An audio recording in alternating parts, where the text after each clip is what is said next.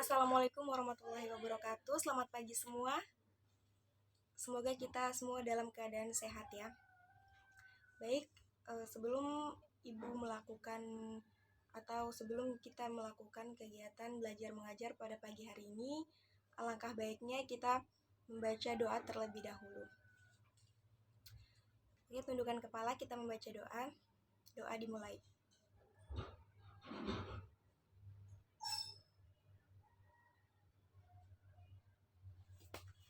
Amin, doa selesai. Baik, materi yang akan kita bahas atau yang akan kita belajar pada pagi hari ini yaitu materi tentang teks eksposisi. Nah, teks eksposisi, mungkin teks eksposisi itu sudah tidak asing lagi ya bagi kalangan pelajar, apalagi untuk kelas 10. Baik, apabila adik-adik dalam hal ini pernah menemukan teks yang di dalamnya berisi ajakan kepada seseorang secara singkat, padat maupun dan jelas, itu berarti adalah teks eksposisi. Karena ciri teks eksposisi menjawab pertanyaan apa, siapa, kapan, di mana, mengapa, dan bagaimana. Ya, struktur menyusun teks eksposisi sama dengan struktur menyusun teks editorial atau opini, yang dimana di dalamnya ada 3 struktur, yaitu struktur pertama pernyataan pendapat atau sering disebut dengan sebutan tesis, kemudian yang kedua yaitu argumentasi, dan yang ketiga itu ada penyataan atau penegasan ulang. Nah, sekarang Ibu langsung masuk saja pada pembahasan atau pengertian dari teks eksposisi. Teks eksposisi adalah paragraf atau karangan yang terkandung sejumlah informasi dan pengetahuan yang disajikan secara singkat, padat, dan akurat. Pendapat lain menyatakan bahwa teks eksposisi itu adalah jenis atau ragam teks yang memiliki fungsi menyampaikan gagasan-gagasan berupa pemikiran tentang suatu topik. Paragraf eksposisi ini bersifat ilmiah atau dapat dikatakan non-fiksi. Baik, pada pagi hari ini kita tidak hanya membahas tentang pengertiannya saja, ada pula yang kedua yaitu tentang ragam teks eksposisi, ciri-ciri teks eksposisi, kemudian ada struktur teks eksposisi dan jenis-jenis teks eksposisi, serta yang terakhir yaitu unsur kaidah penulisan teks eksposisi.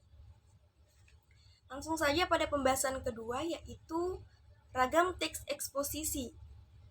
Ragam teks eksposisi ini sering digunakan dalam konteks komunikasi sehari-hari, secara lisan maupun tulisan. Misalnya, ketika kalian sedang melakukan diskusi dalam forum seminar, kemudian seseorang yang menyampaikan argumen dalam debat pendapat dan sebagainya, itu bisa dikatakan sebuah teks eksposisi karena mereka menyampaikan pendapat mereka atau argumentasi mereka. Kemudian yang pembahasan ketiga dalam pembahasan ini yaitu tujuan teks eksposisi.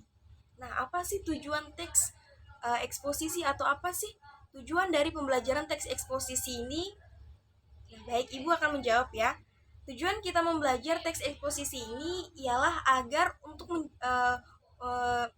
menjelaskan informasi tertentu supaya dapat menambah ilmu pengetahuan bagi seorang pembaca, sehingga dengan membaca teks eksposisi maka pembaca akan mendapatkan pengetahuan secara rinci dari suatu hal atau kejadian. Nah, itu sudah sangat jelas sekali ya tujuan kita dalam pembelajaran teks eksposisi. Kemudian pembahasan berikutnya yaitu ciri-ciri teks eksposisi. Ada yang tahu di sini ciri-ciri teks eksposisi itu terdapat dalam berapa bagian? Oke, baik, Ibu akan menjawabnya ya. Teks eksposisi itu ciri-ciri teks eksposisi dibagi menjadi 11 bagian, yaitu yang pertama ada singkat dan padat. Itu salah satu ciri-ciri dari teks eksposisi ya. Yang pertama yaitu singkat dan padat. Kemudian ciri-ciri yang kedua yaitu gaya informasi yang mengajak. Kemudian yang ketiga yaitu menyampaikan teksnya secara lugas dan menggunakan bahasa yang baku. Kemudian yang keempat, menjelaskan informasi-informasi pengetahuan. Yang kelima, tidak memihak berarti tidak memaksakan kemauan dari penulis terhadap pembacanya. Dan yang selanjutnya yaitu teks eksposisi bersifat objektif dan netral. Kemudian penjelasannya disertai data-data yang akurat. Dan yang selanjutnya yaitu fakta digunakan sebagai alat konkretasi dan kontribusi. Dan ciri-ciri teks eksposisi yang terakhir ialah umumnya menjawab pertanyaan apa, siapa, kapan, di mana, mengapa, dan bagaimana. Itu yang terakhir itu menjawab dari unsur dari 5W plus 1H ya. Nah, kemudian pembahasan dalam bahasan kita kali ini yaitu struktur teks eksposisi. Di sini strukturnya itu terdapat dalam 4 bagian. Yang pertama ada judul, yang kedua pernyataan umum atau tesis, yang ketiga ada argumentasi atau alasan, yang keempat atau yang terakhir yaitu penegasan ulang pendapat atau biasa disebut sebagai simpulan. Baik, Ibu akan membahas apa sih itu judul? Apa sih judul itu ya? Judul itu adalah judul itu hendaknya menggambarkan sesuatu yang dibahas dalam teks eksposisi. Judul hendaknya ditulis dengan kata-kata yang singkat, menarik, dan syarat akan makna. Sudah sangat jelas ya, judul itu menentukan sesuatu yang akan dibahas di dalam teks eksposisi itu. Dan judulnya itu harus menggunakan kata-kata yang memang singkat tapi bermakna gitu. Dalam artian tidak berbelit-belit, singkat namun bermakna ya, jelas begitu, bisa dapat dipahami oleh seorang pembaca.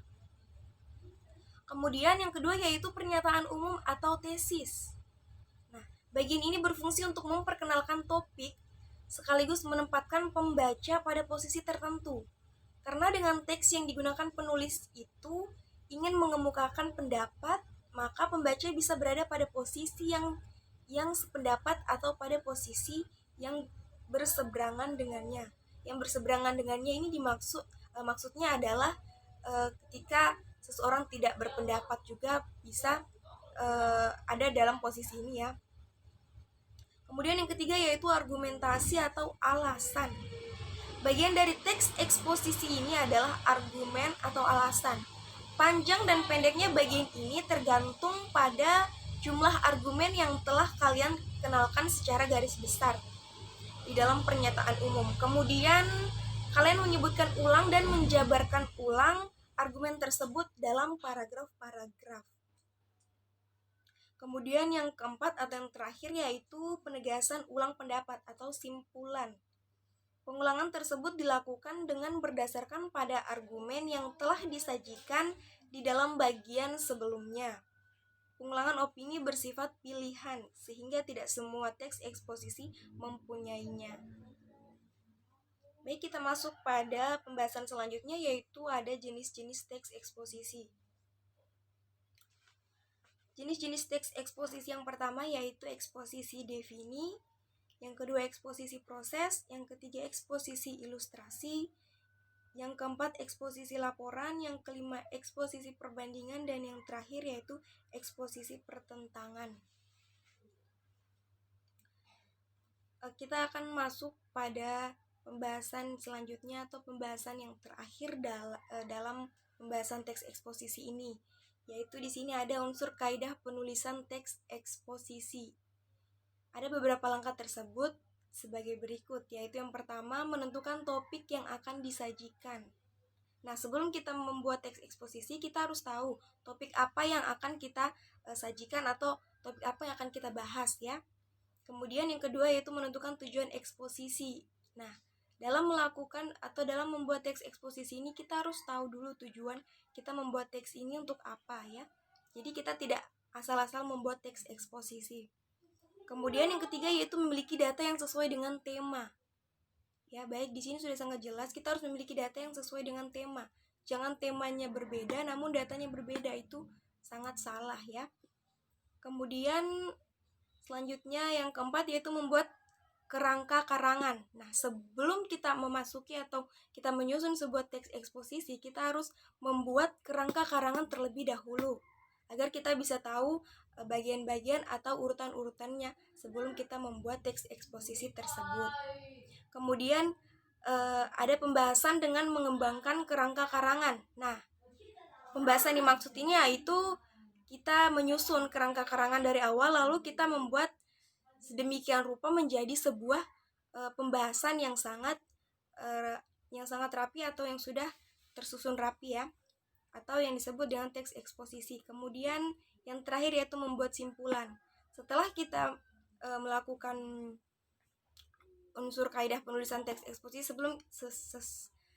setelah kita sudah menyusun semuanya, yaitu kita yang terakhir membuat simpulan atau penutup ya.